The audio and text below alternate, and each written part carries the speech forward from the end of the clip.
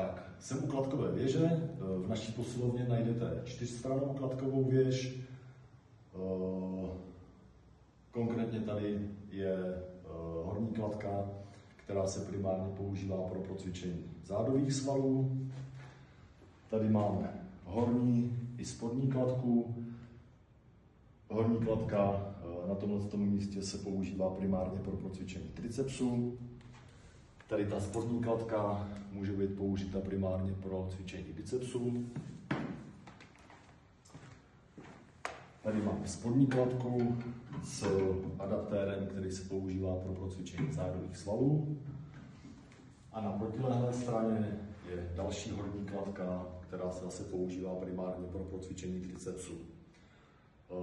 Na všech klatkách jsou použity různé adaptéry. Ty adaptéry jsou snadno vyměnitelné a v podstatě na kterékoliv straně klatky můžete použít kterýkoliv adaptér. Máme tady v posilovně k dispozici. Ty adaptéry jdou jednoduše vyměnit, takže ukážu třeba tady ten.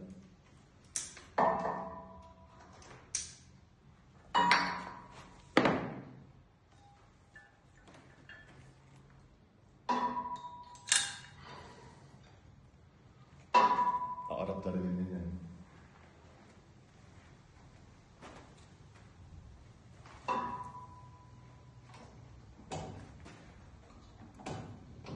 Tady u té horní klatky je nejdůležitější nastavit si tady tu opěrku tak,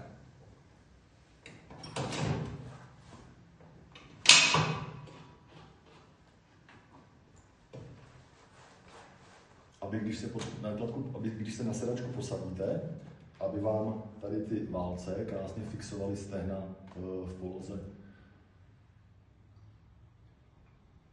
Potom už jenom samozřejmě teda nastavíte správnou zátěž a uchopením adaptéru provedete cvik.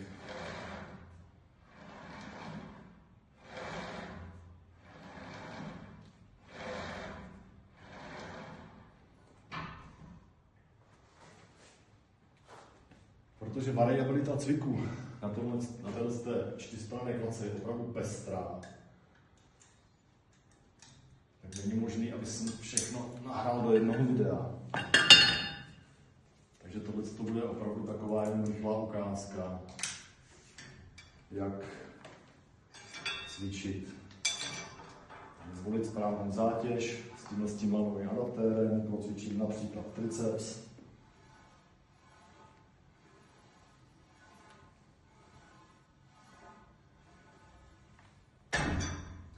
Na spodní klatku jsem si dal ten adaptér.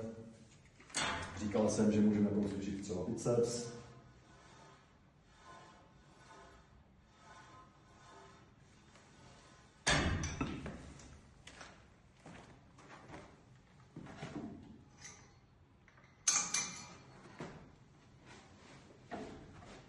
Na spodní klatce máme tady takovou opěrku nohou.